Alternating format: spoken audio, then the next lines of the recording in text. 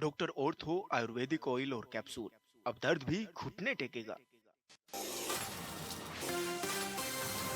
प्रदेश की 40,000 आंगनबाड़ी कार्यकर्तियों और सहायिकाओं का बढ़ सकता है मानदेय। शासन ने तैयार किया प्रस्ताव। सरकार ने अपर मुख्य सचिव की अध्यक्षता में गठित की थी कमेटी।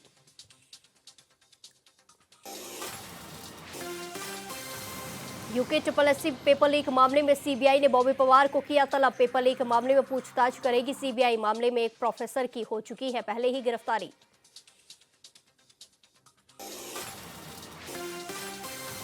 वरिष्ठ आईएफएस अधिकारी रंजन कुमार मिश्र बने वन विभाग के नए मुखिया। 1993 बैच के अधिकारी हैं रंजन कुमार। वर्तमान मुखिया समीर सिन्हा हो चुके हैं सेवानिवृत्त।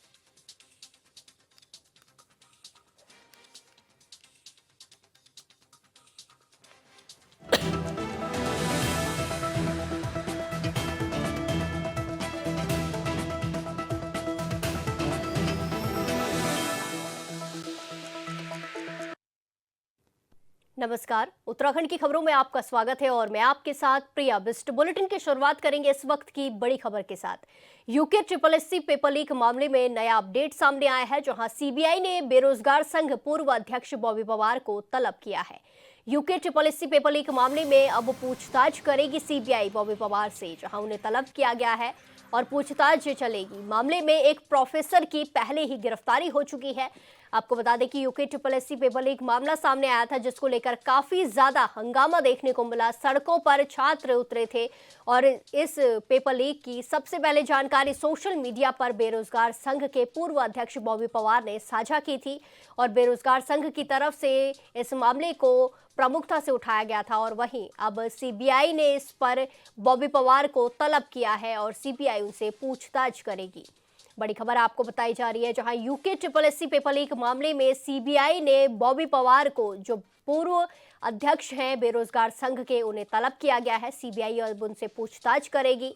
मामले में पहले ही एक प्रोफेसर की गिरफ्तारी हो चुकी है और प्रोफेसर का नाम सुमन है, जिनके पास पेपर आया था और उन्होंने बताया था कि पेपर एक छात्र के द्वारा उन्हें भेजा गया था, जिसके बाद प्रोफेसर ने इस पेपर की जानकारी दी और बेरोजगार संघ के पूर्व अध्यक्ष बॉबी पवार ने इसको लेकर सोशल मीडिया पर जानकारी साझा की थी।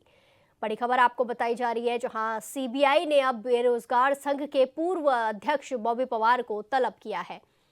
जहां बॉबी पवार से अब सीबीआई पूछताछ करेगी। UK triple SC paper leak मामले को लेकर लगातार एक्शन देखने को मिल रहे हैं, लगातार पूछताछ का दौर चल रहा है। अब वहीं पूर्व अध्यक्ष बेरोजगार संघ के जो बॉबी पवार हैं, उन्हें तलब किया गया है।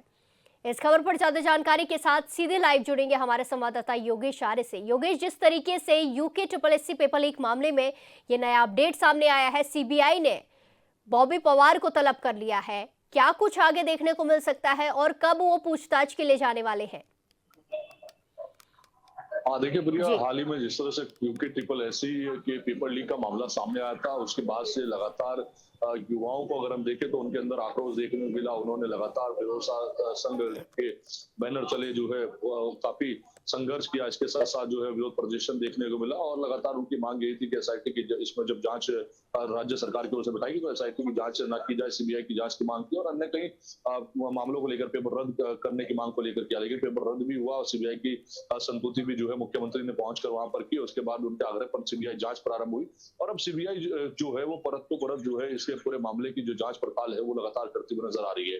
इस पूरे प्रकरण में अगर देखा जाए तो कहीं ना कहीं जिस तरह से सीबीआई के ने हाल ही में जो है असिस्टेंट प्रोफेसर सुमन को गिरफ्तार किया था, क्योंकि पहले वो पेपर उन्हीं के व्हाट्सएप पे आया था। ये कहा जा रहा था कि कुछ पेपर्स के जो हल करने के लिए उनके मुझ पर आया। उसके बाद उन्होंने कहा कि शक हुआ। उसके बाद उन्होंने बेरोजगार संघ के पूर्व अध्यक्ष से बात की, बॉबी पवार को उन्होंने पेपर दिया और वो सोशल मीडिया पर सामने आए। यानी कि कुछ ही अंतराल में जब पूरा मामला सामने आया तो निश्चित तौर पर एक वंडर मचा और उसके बाद जिस तरह से देखा जाए कि इस पूरे प्रकरण में युवा बहुत आक्रोशित हो गए थे। राज्य सरकार के सामने बड़ी चुनौती थी, लेकिन सीबीआई की जांच अब जिस तरह से आगे बढ़ रही है उसमें अब बॉबी पवार जो पूर्व अध्यक्ष है बेरोजगार संघ के, उनको बुलाया गया है, उनको इसमें जो है तलब किया गया है और अब उनसे पूछताछ होनी है। क्योंकि असिस्टेंट प्रोफेसर सुमन की गिरफ्तारी के बाद जो है उनकी जो है अहम भूमिका मानी जा रही है और अब उनसे पूछताछ होगी और सीबीआई जो है जो इसके जुड़े हुए लोग हैं उनसे पूछताछ कर रही है। धीरे धीरे सबसे पूछताछ जी करने के बिल्कुल बाद उनके योगेश, बयानों जिस को तरीके से किस तरह बॉबी पवार को अभी तलब किया गया है, ऐसे में सुमन की गिरफ्तारी हो चुकी है। अभी तक कितने लोगों को ऐसे तलब करके पूछताछ की जा चुकी है, या फिर बॉबी पवार वो पहले व्यक्ति है जिन्हें अभी सीबीआई ने तलब किया है? देखिए बॉबी पवार को भी तलब किया गया है। इससे पहले सुमन को गिरफ्तारी की गई थी। इससे पहले जो एसआईटी की टीम थी वो किस तरह से जांच कर रही थी, कहाँ-कहाँ उन्होंने जांच की, क्या-क्या कुछ साक्ष्य जुटाए, वह भी सीबीआई ने मांगे और वहां उनसे सीबीआई ने जानकारी हासिल की कि आखिरकार जब खालिद के घर पर जो है छापेमारी की गई तो वहां से किस तरह के दस्तावेज हाथ लगे, उनकी बहन से किस तरह की जानकारी हासिल हुई कि सुमन के संपर्क में वो किस तरह से लोग थे और उसके बाद सुमन बॉबी पवार के में कैसे आई। तो ये पूरी कड़ी है, इसकी पूरी जो जांच पड़ताल है वो लगातार अब सीबीआई कर रही है।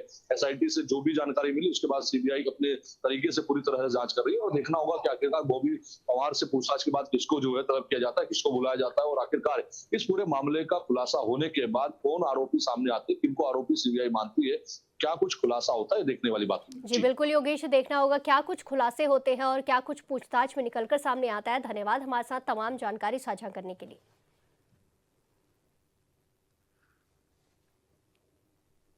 इसी के साथ खबरों में आगे बढ़ते हैं। वरिष्ठ आईएफएस अधिकारी रंजन कुमार मिश्र वन विभाग के नए मुखिया बने हैं। इस वक्त की बड़ी खबर आपको बताई जा रही है, जहां वरिष्ठ आईएफएस अधिकारी रंजन कुमार अब वन विभाग के नए मुखिया बने हैं। आपको बता दें कि 1993 बैच के अधिकारी हैं रंजन कुमार। शासन ने नियुक्ति के आदेश भी जारी कर दिए हैं। जल्द मुख्य वन संरक्षक का पदभार रंजन कुमार संभालने वाले हैं। वर्तमान मुखिया समीर सिन्हा सेवानिवृत्त हो चुके हैं। बड़ी खबर आपको बताई जा रही है, जहां रंजन कुमार को नई जिम्मेदारी दी गई है। वो 1993 बैच के अधिकारी हैं और वरिष्ठ अधिकारी आईएफएस रंजन कुमार मिश्र को अब वन विभाग के नए मुखिया के तौर पर जिम्मेदारी दी गई है। शासन ने नियुक्ति के आदेश भी जारी कर दिए हैं और जल्द ही वो वन संरक्षक का पदभार भी संभालने वाले हैं। आपको बता दें कि जो वर्तमान के मुखिया है समीर सिन्हा, वो सेवानिवृत्त हो चुके हैं, जिसके चलते ये बड़ा अपडेट सामने आया है, जहां वरिष्ठ आईएफएस अधिकारी रंजन कुमार को अब वन विभाग के मुखिया के तौर पर जिम्मेदारी दी गई है, जिसको लेकर शासन ने आदेश भी जारी कर दिए हैं। और आपको बता दें कि 1993 बैच के अधिकारी हैं रंजन कुमार, उन्हें अब नई जिम्मेदारी दी गई है। जल्द ही वो मुख्य वन संरक्षक का पदभार भी संभालने वाले हैं। आपको बता दें कि जो वर्तमान मुखिया है समीर सिन्हा, वो सेवानिवृत्त हो चुके हैं, जिसके चलते ये बड़ा फैसला लिया गया है। वरिष्ठ आईएफएस अधिकारी रंजन कुमार मिश्र को वन विभाग के मुखिया के तौर पर जिम्मेदारी दी गई है और इसको लेकर शासन की तरफ से नियुक्ति के आदेश भी जारी कर दिए हैं। जल्द ही मुख्य वन संरक्षक का पदभार भी रंजन कुमार संभालने वाले हैं। बड़ी खबर आपको बताई जा रही है, जहां वर्तमान मुखिया समीर सिन्हा सेवानिवृत्त हो चुके हैं, जिसके चलते ये बड़ा अपडेट सामने आया है। वरिष्ठ आईएफएस अधिकारी रंजन कुमार वन विभाग के नए मुखिया बने हैं।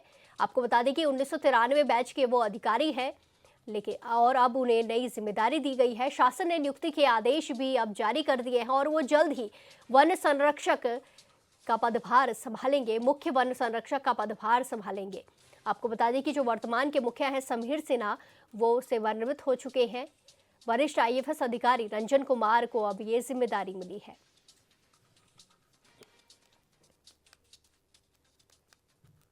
इसी के साथ अगली बड़ी खबर हरिद्वार से सामने आ रही है, जहां सीएम धामी का आज हरिद्वार दौरा है, जहां बहादुराबाद के उत्तराखंड संस्कृत विश्वविद्यालय कार्यक्रम में वो शिरकत करने वाले हैं। बड़ी खबर आपको बताई जा रही है, जहां हरिद्वार दौरे पर मुख्यमंत्री पुष्कर सिंह धामी रहने वाले हैं, जहां बहादुराबाद के उत्तराखंड संस्कृत विश्वविद्यालय में वो कार्यक्रम में शिरकत करेंगे। संस्कृत गंगा संगम अंतर्राष्ट्रीय सम्मेलन का समापन समारोह है। समारोह में सीएम धामी प्रतिभाग करेंगे।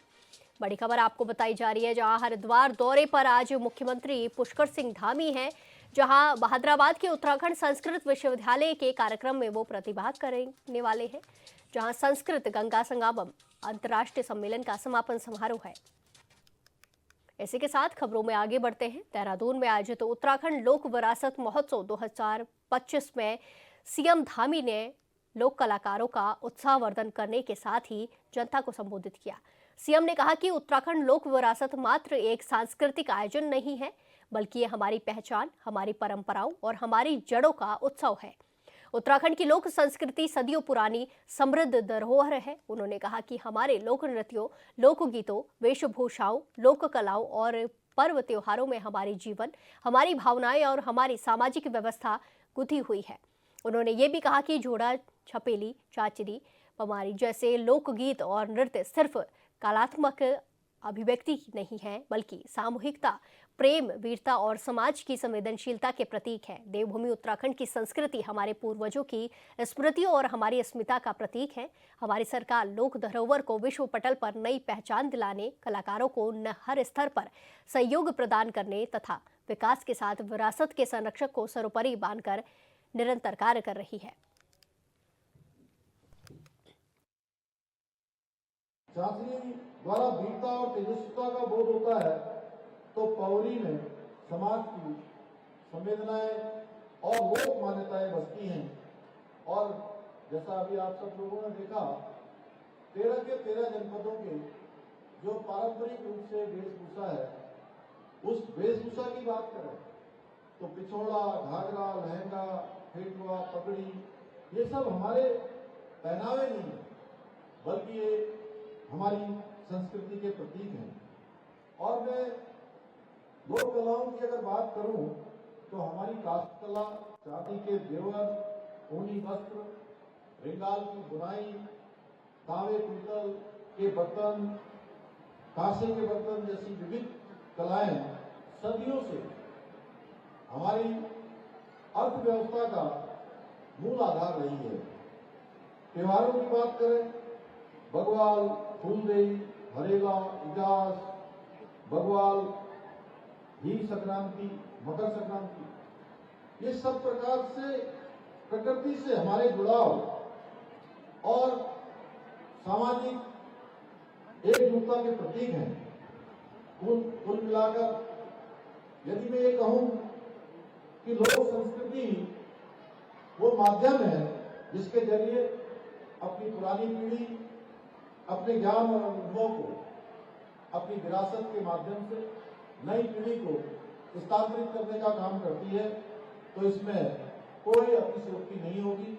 इसलिए लोक संस्कृति का संरक्षण हम सबका उत्तरदायित्व है और लोक संस्कृति को बचाए रखना सिर्फ सरकार का काम नहीं, बल्कि प्रत्येक नागरिक का, प्रत्येक हमारे सामाजिक स्तर पर काम करने वाले लोगों का, हमारे सांस्कृतिक संगठनों का, सबका सामूहिक उत्तरदायित्व है। भाइयों बहनों, हम सभी जानते हैं आज आदरणीय प्रधानमंत्री श्री नरेंद्र मोदी जी के नेतृत्व में भारत सांस्कृतिक पुनर्जागरण के स्वर्णिम युग से गुजर रहा है। भारत अपने गौरवशाली अतीत से पुनः जुड़ रहा है। मोदी जी का विरासत भी और विकास भी का मंत्र देश में सांस्कृतिक चेतना की नई ज्योति जगा रहा है।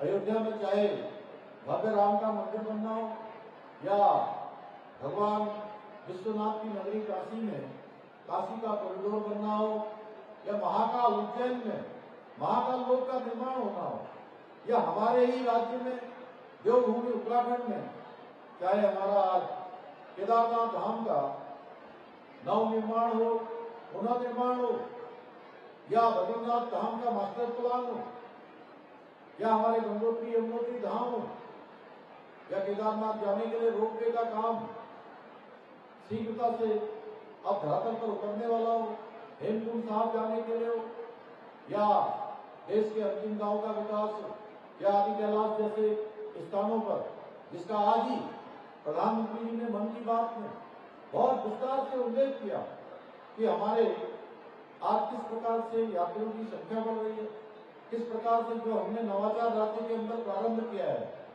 शीतकालीन यात्रा का, किस प्रकार से लोग शीतकालीन यात्रा की ओर आज आकर्षित हो रहे हैं। पूरे देश दुनिया के अंदर हमारी शीतकालीन यात्रा का आज लोगों के प्रति जुड़ाव बढ़ रहा है। भाइयों बहनों, आज हमारी सरकार भी इसी दिशा में अपनी लोक कलाओं को, परंपराओं को, सांस्कृतिक विरासत को संरक्षित और संवर्धित करने के लिए निरंतर कार्य कर रही है। हम प्रत्येक 6 माह में लोक कलाकारों की सूची तैयार कर रहे हैं, जिससे कलाकारों का सत्यापन, उनकी सहायता दोनों आसानी से हो रहे हैं। इसी के माध्यम से लगभग 3200 पंजीकृत लोक कलाकारों को प्रतिमाह आर्थिक सहायता प्रदान की गई है। 60 वर्ष के ऊपर से जो हमारे बुजुर्ग हैं और अस्वस्थ हैं, जो लोक कलाकार, उनको प्रति माह 3000 रुपए की पेंशन भी दी जा रही है। गुरु शिष्य परंपरा के अंतर्गत 6 माह की लोक प्रशिक्षण कार्यशालाओं के माध्यम से युवाओं को हमारी लोक संस्कृति और परंपराओं से जोड़ने का महत्वपूर्ण कार्य भी किया जा रहा है।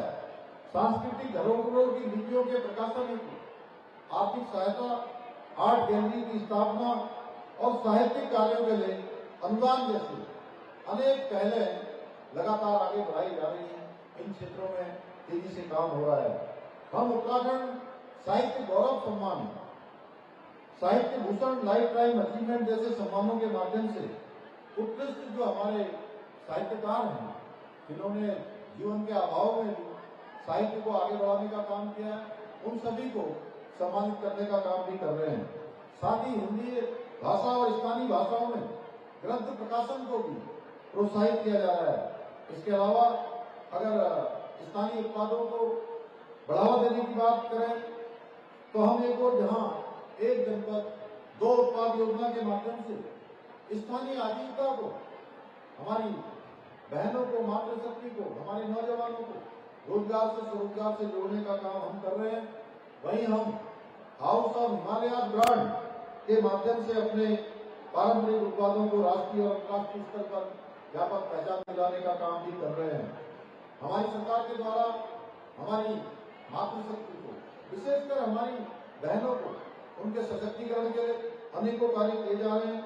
एक और जहां महिलाओं को आत्मनिर्भर बनाने के लिए स्वयं सहायता समूह को विशेष प्राथमिकता दी जा रही है, वहीं लखपति दीदी योजना के माध्यम से महिला। बीजेपी प्रदेश अध्यक्ष महेंद्र भट्ट ने कहा कि प्रधानमंत्री नरेंद्र मोदी का उत्तराखंड के प्रति स्नेह और लगाव हर बार महसूस होता है और मन की बात में उसके एक बड़े हिस्से को देश और दुनिया ने सुना है। उन्होंने कहा कि पीएम मोदी की चिंता और परिकल्पना हमेशा इस देवभूमि की एक आध्यात्मिक, प्राकृतिक और सांस्कृतिक शक्ति स्रोत के रूप में देखने को रही है। शीतकालीन महीनों में उत्तराखंड के अद्भुत स्वरूप को देशवासियों ने जोड़ने की अपील करते हुए प्रधानमंत्री ने लोगों को यहाँ की ग्रीष्मकालीन और शीतकालीन पर्यटन स्थलों का आनंद लेने और विवाह जैसे अहम आयोजनों के लिए भी उत्तराखंड को चुनने का संदेश दिया है। भट्ट ने प्रधानमंत्री को धन्यवाद देते हुए कहा कि उनके इस संदेश को गांव-गांव और घर-घर तक पहुंचाने का कार्य पूरी निष्ठा से किया जाएगा। प्रधानमंत्री जी के मैं शुरू से इस बात को कहता हूँ कि उत्तराखंड के प्रति उनका लगाव है, जो स्नेह है, वो 28वें एपिसोड में भी हमको देखने को मिला है।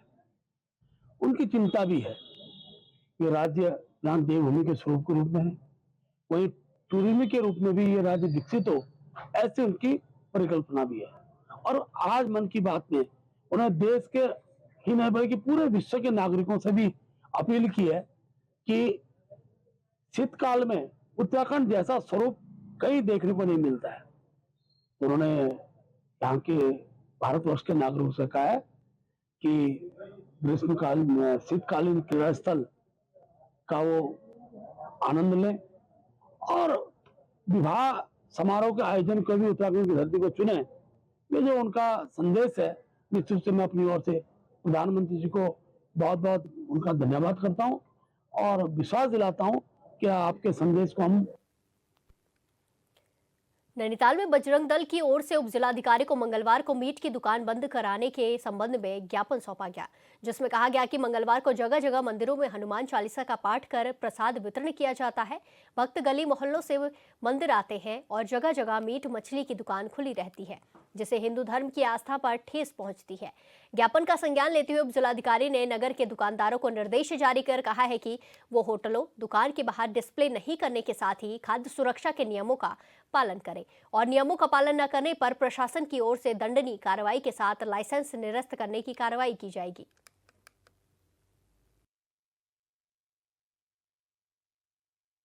एसडीएम साहब के सामने एसडीएम साहब भी उसमें थे और मल्लीताल व्यापार मंडल, तलताल व्यापार मंडल और बजरंग दल के कुछ पदाधिकारी भी उसमें सभी लोग शामिल थे, जिसमें ये बताया गया है कि यार देखो मीट की दुकान तो बंद नहीं हो सकती है, क्योंकि उसमें से भी उन्होंने दोनों पक्ष सुने। दोनों पक्ष में उन्होंने ये कहा कि अगर उनके साथ भी जो दुकानदार है, एक दुकान के साथ 3 परिवार पल रहे हैं, तो उनका भी नुकसान चालान है। और उनका ये कहना है कि हाँ, एसडीएम साहब का ये आदेश है कि भाई आप जो ये डिस्प्ले करते हैं, जो लटका के रखते हैं, जो ये बाहर खुले में दे रखते हैं, ये चीज़ नहीं होनी चाहिए। अगर खुले में दिखा या कहीं भी कोई भी ये डिस्प्ले करते हुआ पाया गया तो उसको जो है सख्त से कानूनी कार्रवाई की जाएगी, जिसमें अधिशासी अधिकारी हमारे नगर पालिका के भी बैठे हुए थे और हमारे माननीय सभासद लोग भी वहाँ मौजूद थे। उन्होंने सख्त आदेश दिए हैं कि जितने भी, चाहे वो कोई भी हो, तलीताल हो, मलीताल हो, डिस्प्ले बिल्कुल नहीं करना है। अगर आप इसको बेचें, आराम से अंदर उसमें सुरक्षित जगह पर रखें। काफ़ी समय से ये देखने में आ रहा था कि कतिपय जो दुकानें हैं या रेस्टोरेंट्स हैं, वहाँ पर बाहर जो है इस तरह की चीज़ें विजिबल की जा रही हैं, जिससे कि थोड़ा सा ठीक नहीं है, वो फूड सेफ्टी एक्ट के अकॉर्डिंग भी नहीं है, और साथ ही साथ गंदगी की भी शिकायतें आ रही थी। तो उसी सब समस्याओं के दृष्टिगत एक बैठक ली गई सारे स्टेक होल्डर्स के समक्ष, और ये बैठक में ये निर्णय लिया गया कि आने वाले समय में आज से ही वहाँ पर इस तरह का कोई भी विजिबिलिटी चीज़ नहीं की जाएगी, जिससे ये प्रतीत हो कि वहाँ पर क्या बन रहा है या क्या नहीं बन रहा है। इसके साथ ही एनक्रोचमेंट पर भी ध्यान रखा जाएगा कि जो उनकी दुकान का एरिया है उसी में रहते हुए वो अपना जो भी यूटेंसिल्स वगैरह हैं वो रखेंगे। इसके अतिरिक्त जो आपकी साफ़ सफाई का ध्यान है वो विशेष तौर पर रखा जाएगा। तो ये चीज़ें सुनिश्चित कराने के लिए हमारे स्तर से नगर पालिका ईओ एवं फूड सेफ्टी ऑफिसर्स को भी निर्देश दिए गए हैं कि वो लगातार इसमें मॉनिटरिंग करें और पेनल एक्शन भी इन्वॉल्व करें उनके अगेंस्ट जो बार बार इस चीज़ का वायलेशन कर रहे हैं। हम लोगों के द्वारा स्वयं भी इसमें जो है समय समय पर इस तरह की भाजपुर में पीपल पड़ाव वन विभाग की टीम ने मुखबिर की सूचना पर खैर की लकड़ी से भरी गाड़ी को पकड़ा। विभाग के क्षेत्र अधिकारी पीसी जोशी ने बताया कि मुखबिर ने सूचना दी थी कि एक सफेद रंग की कैंटर में अवैध रूप से खैर की लकड़ी ले जा रही है, जिसके बाद टीम ने घेराबंदी कर गाड़ी का पीछा किया, लेकिन ड्राइवर मौका देखकर गाड़ी को हाईवे किनारे छोड़कर भाग निकला। गाड़ी नंबर से जांच करने पर पता चला कि गाड़ी सहारनपुर की बताई जा रही है। पीसी जोशी ने कहा कि लकड़ी तस्कर किसी भी कीमत पर बर्दाश्त नहीं किए जाएंगी।